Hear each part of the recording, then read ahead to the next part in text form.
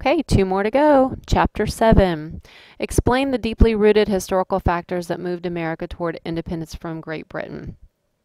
Colonists were a revolutionary force from day one. Anybody who could leave what they knew and come over to what's basically like going to colonize the moon had to be a daredevilish kind of person. So that's what that means. The idea of republicanism was definitely going to take hold at the French Revolution, but even before that, is something that we can see on the Mayflower Compact. Give up your own selfish needs for the common good. Now that's in New England and some in the middle, not in the southern, but and the hotbed of rebellion for the Revolution is in the New England colonies, not in the southern colonies. The Whigs, this was a party in England, and they were a real vocal force which criticized monarchies. Patronage, meaning that you use your position or money to get a job in government, and bribes, kind of the same thing. And they were always aware of conspiracies, and so that began in England, and that definitely influenced us over here. Remember the phrase, dukes don't migrate. The Europeans who settled in America, like I said, radical from the beginning. Wealthy aristocrats didn't need to come over here. Why would you leave all of the trappings that they had to, again, colonize the moon? A strong idea of property ownership was also important in the colonies, and as was involvement in voting and politics. So over here, the opportunity to own land existed where really nowhere else in the world could just a regular person work themselves, up. Here's another idea of answering this: salutary neglect. I think I've already gone over this. Great Britain had basically left the colonies alone for decades, which further encouraged American colonial dependence. So when they start cracking down, they're going to fight back. They're like a rebellious teenager who's been allowed to do what he or she wants. Geography. If you can think of your map, there's a great big pond in between us known as the Atlantic Ocean. Okay, it's not a pond. So it's really hard for the mother country to crack down on the colonies that were across an ocean. All the colonies were basically started by some kind of private venture, either religious or a joint stock.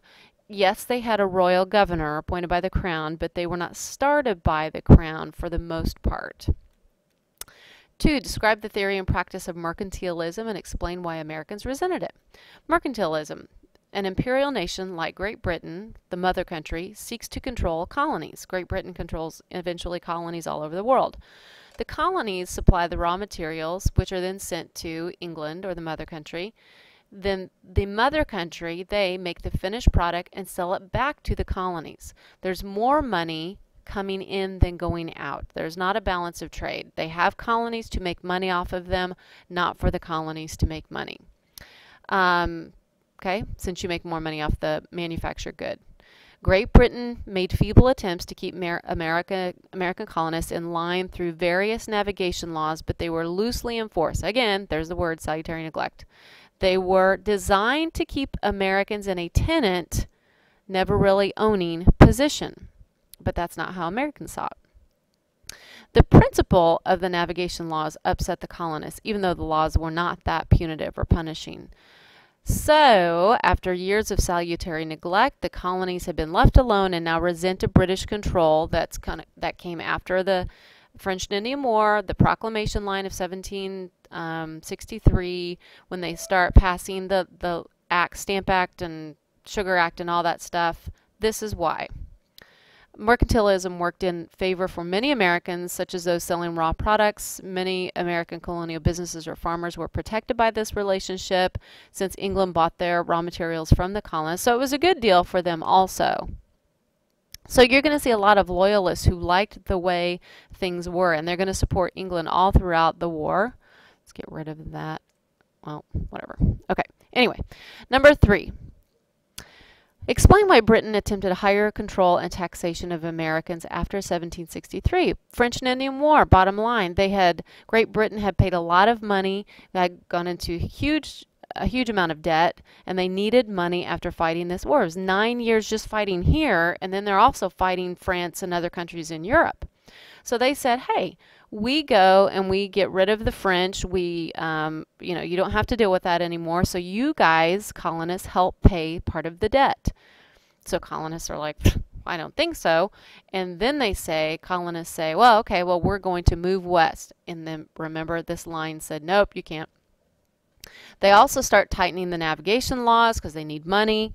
Then the acts, like I said, were passed later on.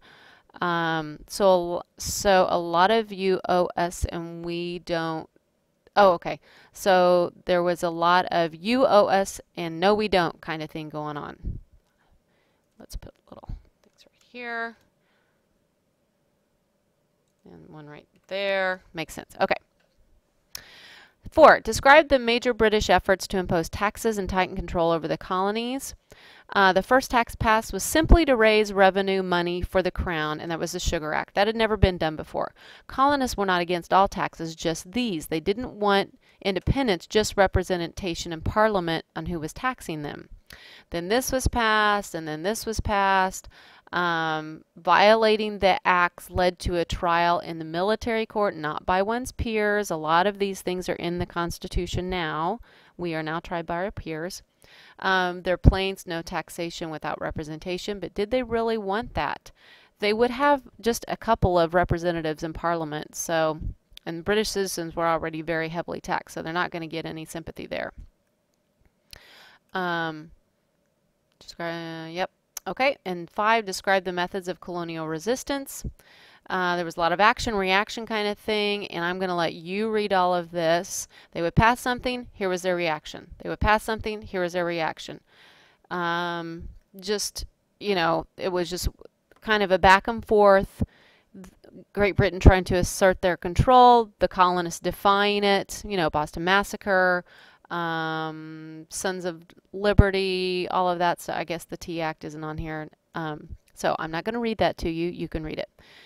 Okay, explain how sustained agitation and resistance to the tea tax led to the intolerable acts and the outbreak of war. Okay, the Tea Act, they gave this company favored them. They passed a tax on tea and they were furious. So then they had the Boston Tea Party. And Great Britain reacted harshly and passed what the colonists called the Intolerable Acts, easy for me to say. They closed the port of Boston. The Quebec Act, which gave French, Catholic, nasty French people land, how dare they, in Quebec. So that made them mad. Then this really is going to inspire a lot of the different colonies to rally around Boston since the port was closed and they sent them stuff. Okay, First Continental Congress, the association where they boycotted British goods, start making your own stuff. They drink coffee instead of tea. Praise the Lord. They're going to issue a declaration of grievances, but not of independence. No one had wanted that yet. Parliament rejected the declaration of grievances, and they began, you know, drilling for war. And so then British troops are sent to Concord to capture colonial supplies. They met resistance at Lexington by colonists on the way there. Then somebody fired a shot, no one knows, and it's the shot heard around the world. 8 colonists were killed. Then the British marched on to Concord, and on their way back, 300 were killed. So the shot heard around the world doesn't mean they heard it like in China. It just means that it changed everything for the world. It's something that we're still feeling the effects of today. Okay, these are pretty good. Read these advantages, strengths, and weaknesses. Okay, I'll let you read all of that stuff. The British should have won, but they didn't. And one of the key things is home court advantage. Americans had the cause. British soldiers were treated like garbage. They didn't care. They're just sent over here and they're like, I got to shoot my own kind of people. And, you know, but in terms of stuff, they should have won. And there is chapter 7.